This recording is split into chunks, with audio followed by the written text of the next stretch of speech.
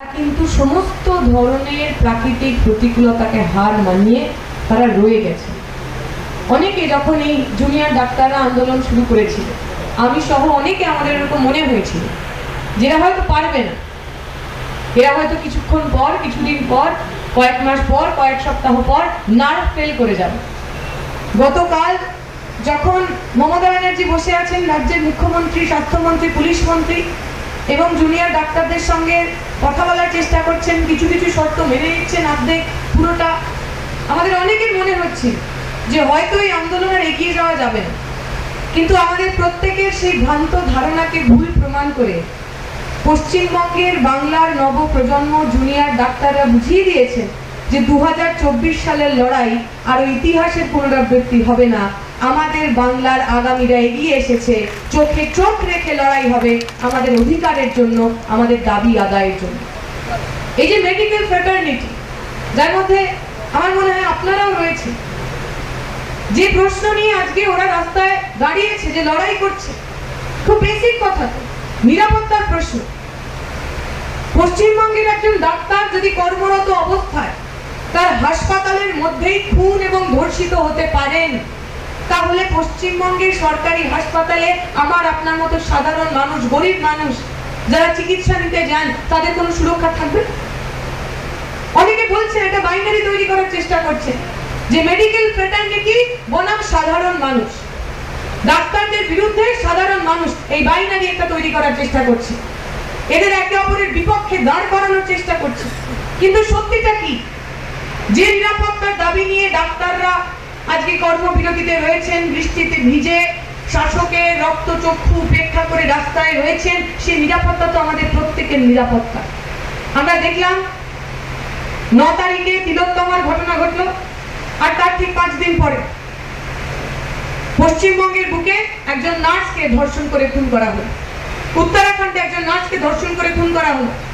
September মাসের ঘটনা, আমি যদি ভুল না করি সম্ভবত 4 সেপ্টেম্বর, হাওড়া হাসপাতালের মধ্যে একটি 13 বছরের মেয়ের সঙ্গে শ্লীলতাহানি হলো। শ্লীলতাহানি নয়, অ্যাটেম্পট টু রেপ।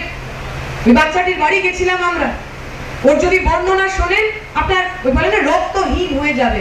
বাড়ির কোনো মহিলাকে আপনি হাসপাতালে ভর্তি করতে পারবেন না। ওই মেয়েটি যদি একটু সাহস দেখিয়ে ওই অসভ্য জানোয়ারটাকে ধাক্কা মেরে বাইরে না বেরোতো, তাহলে ওর অবস্থাও তিলোত্তমার মতো হতো। সারা শরীরে কালশিটের দাগ। মেয়েটা যখন পালিয়ে যেতে চাইছে, ওর হাত ধরে ওই লোকটি বলছে যে যদি আমি যা যা বলছি তা না করিস, এখনই ইনজেকশন দিয়ে তোর সঙ্গে যা খুশি তাই করবো। ভাবতে পারেন সাহস? পশ্চিমবঙ্গের মতো একটা রাজ্য, যে রাজ্যে আমরা সবসময় বলেছি যে সারা ভারতের তুলনায় পশ্চিমবঙ্গে মেয়েরা অনেক বেশি স্বাবলম্বী, মেয়েরা অনেক বেশি নিরাপদ, মেয়েরা অনেক বেশি স্বাধীন, ইন্ডিপেন্ডেন্ট। আমরা কাজ করি, আমরা লেখাপড়া করি, আমরা ডাক্তার হই, ইঞ্জিনিয়ার হই, আমরা রাজনীতি করি কাঁধে কাঁধ মিলিয়ে পুরুষের সঙ্গে। পশ্চিমবঙ্গে লিঙ্গ বৈষম্য, নারী পুরুষ ভেদাভেদ অনেক কম। পশ্চিমবঙ্গ একমাত্র রাজ্য যে রাজ্যে এই মুহূর্তে দাঁড়িয়ে একজন মহিলা মুখ্যমন্ত্রী হয়েছে। পশ্চিমবঙ্গে তিলোত্তমার ঘটনার পর সারা দেশ জুড়ে আন্দোলন হয়েছে, বিদেশে পর্যন্ত যারা প্রবাসী বাঙালিরা রয়েছেন তারা রাস্তায় নেমেছেন। তারপরেও একটা লোকের সাহস হলো। এত কিছু হওয়ার পর রাস্তায় যখন মেয়েরা রাত যাচ্ছেন, বলছেন নিরাপত্তার জন্য রাতের দখল নিচ্ছেন, সেখানে হাসপাতালের মধ্যে একটা লোকের তো সাহস হলো। কি করে সাহস হয়?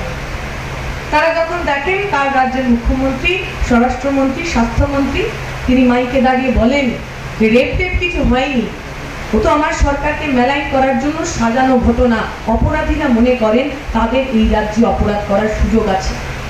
রাজ্যের মাননীয় মুখ্যমন্ত্রী যখন মাইকে দাঁড়িয়ে বলেন একটি নাবালিকা মেয়ে খুন ধর্ষণ হওয়ার পর যে মেয়েটির সাথে ওই ধর্ষণকারীর একটা সম্পর্ক ছিল, প্রেমের সম্পর্ক ছিল, আমি জানি না কি হয়েছে, একটি নাবালিকা মেয়ের ক্যারেক্টার অ্যাসাসিনেশন, তার চরিত্র নিয়ে যখন একজন রাজ্যের মহিলা মুখ্যমন্ত্রী প্রশ্ন তোলেন, তখন অপরাধীরা বোঝেন আপনি যদি শাসক দলের ছত্র ছায়ায় থাকেন তাহলে অপরাধ করতে পারেন।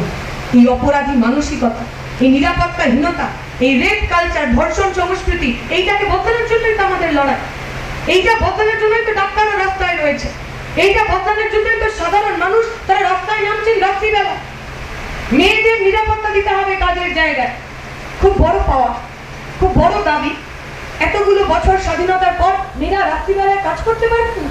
এই আপনার ইউনিয়নে যে মহিলারা রয়েছেন, আজকে যখন মিছিল হচ্ছিল সামনে থেকে স্লোগান দিচ্ছিলেন তারা। যে মেয়েটা আমার মিছিলের সামনে দাঁড়িয়ে স্লোগান দিতে পারে সেই মেয়েটার নাইট ডিউটি করার অধিকার থাকবে না। রাজ্যের মুখ্যমন্ত্রী ওই রাত্রি সুরক্ষা, রাত্রি সাথীতে যে নিয়ম কানুন এনেছেন তাতে বলছেন যে মেয়েদের রাত্রিবেলা কাজ যতটা সম্ভব ততটা কম করা হবে। তাহলে ওনার কথার সঙ্গে মনুস্মৃতির কথার তো কোনো পার্থক্য নেই। মনুস্মৃতি কি বলে? মনুস্মৃতি বলে যে আপনি যদি মহিলা হন আপনার কাজ ঘরের মধ্যে থাকা। আপনি মেয়ে, আপনি সন্তান প্রতিপালন করবেন, বাচ্চা জন্ম দেবেন, রান্না বান্না করবেন, স্বামীর সেবা শুশ্রূষা করবেন, আপনার বাইরে বেরোনোর দরকার। লক্ষণ রেখা গন্ডি টেনে দেন তারা। আরএসএস বিজেপি যারা আজকে মাথার উপর বসে রয়েছে তারা যে মনুস্মৃতিতে বিশ্বাস করেন, তারা তো নারী নিরাপত্তা, নারী সুরক্ষা মানে মহিলাকে ঘরের মধ্যে বন্ধ করে দেওয়া বোঝেন। আমার রাজ্যের প্রথম মহিলা মুখ্যমন্ত্রী, তার কথাতেও, তার গলাতেও তো আমরা সে এক স্বর শুনলাম। তিনিও বলছেন নিরাপত্তা আমি দিতে পারবো না, রাস্তায় আপনি রাত্রিবেলা যাতে না বেরোন তার বন্দোবস্ত আমি করবো। আমরা যারা মহিলারা যারা ইউনিয়ন করছেন, যারা সমান অধিকারের কথা, আমরা স্লোগান দিই না ইকুয়াল রাইটস, ইকুয়াল ওয়েজ, সম কাজের সম বেতনের কথা যারা বলছে, আমাদের কাছে মনে হয়েছে, আমাদের প্রত্যেকের মনে হওয়া উচিত একটা সরকার যখন নারী পুরুষের মধ্যে শ্রমিক হিসাবে পার্থক্য করে দেন তখন তার বিরুদ্ধে কথা বলাটা আমাদের অধিকার। তাই ওই যে আন্দোলন লড়াই ডাক্তাররা করছে সেটা ওদের একার আন্দোলন লড়াই নয়, আমাদের প্রত্যেকের লড়াই। আমি একজন ছাত্র আন্দোলনের কর্মী। ওরা যে প্রশ্নগুলো সামনে এনেছে তার মধ্যে অনেক প্রশ্ন তো আমাদেরও রয়েছে। আজকে অনেকে বলার চেষ্টা করছেন জুনিয়র ডাক্তাররা কর্মবিরতি করছেন, তাই নাকি পশ্চিমবঙ্গের স্বাস্থ্য ব্যবস্থা ভেঙে পড়েছে। আচ্ছা, জুনিয়র ডাক্তাররা টোটাল যারা হেলথ স্টাফ তার কত পার্সেন্ট? 5%, 7%, 10%? তাহলে 10%, 5% লোক যদি কাজে না যায় আপনার স্বাস্থ্য ব্যবস্থা ভেঙে পড়ছে। কেমন স্বাস্থ্য ব্যবস্থা, কেমন স্বাস্থ্য পরিকাঠামো বানিয়েছেন আপনি? অনেকে দোষারোপ করছে আরজি করে গিয়ে নাকি অমুক মানুষ তিনি পরিষেবা পাননি তাই মারা গেছে। মিথ্যে কথা। একজন মফস্বলের মানুষকে, গ্রামের মানুষকে, শহরতলির মানুষকে আরজি করতে যেতে হবে কেন? আমরা তো যখন একটা বামপন্থীদের একটা গরিব মানুষের বন্ধু সরকার ছিল আমরা তো দেখেছিলাম গ্রামে গ্রামে স্বাস্থ্য কেন্দ্র গড়ে তোলা হয়েছিল, গ্রামে গ্রামে হাসপাতাল গড়ে তোলা হয়েছিল, গ্রামীণ হাসপাতাল তৈরি করা হয়েছিল যাতে একটা গ্রামের মফস্বলের মানুষকে চিকিৎসা পাওয়ার জন্য কলকাতা অবধি আসতে না হয়। তাদের গ্রামে এই স্বাস্থ্য কেন্দ্রগুলোতেই তারা স্বাস্থ্য পরিষেবা পান। আজকে স্বাস্থ্য কেন্দ্রগুলোর অবস্থা কি আপনারা জানেন? আপনাদের গ্রামের, আপনাদের এলাকার স্বাস্থ্য কেন্দ্রগুলোর অবস্থা কি? ভেঙে পড়েছে।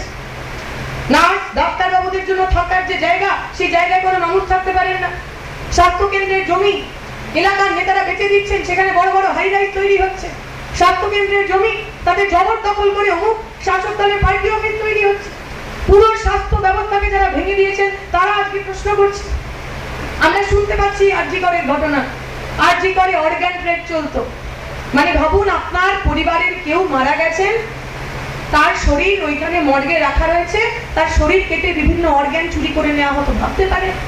নেক্রোফিলিয়ার কথা আমরা শুনছি, মৃতদেহের সঙ্গে সহবাস করে তার ছবি, ভিডিও, পর্ন বানিয়ে সেগুলোকে বিক্রি করা হতো। কারা এরা? এরা মানুষ। এদের হাতে আমার পরিবারের ছেলে মেয়ে, আমার পরিবারের অসুস্থ মানুষগুলোর জীবন আমরা ছেড়ে দিয়ে এসেছি এতদিন। স্বাস্থ্যমন্ত্রী জানতেন না, পুলিশ মন্ত্রী জানতেন না, স্বাস্থ্য অধিকারীরা কিচ্ছু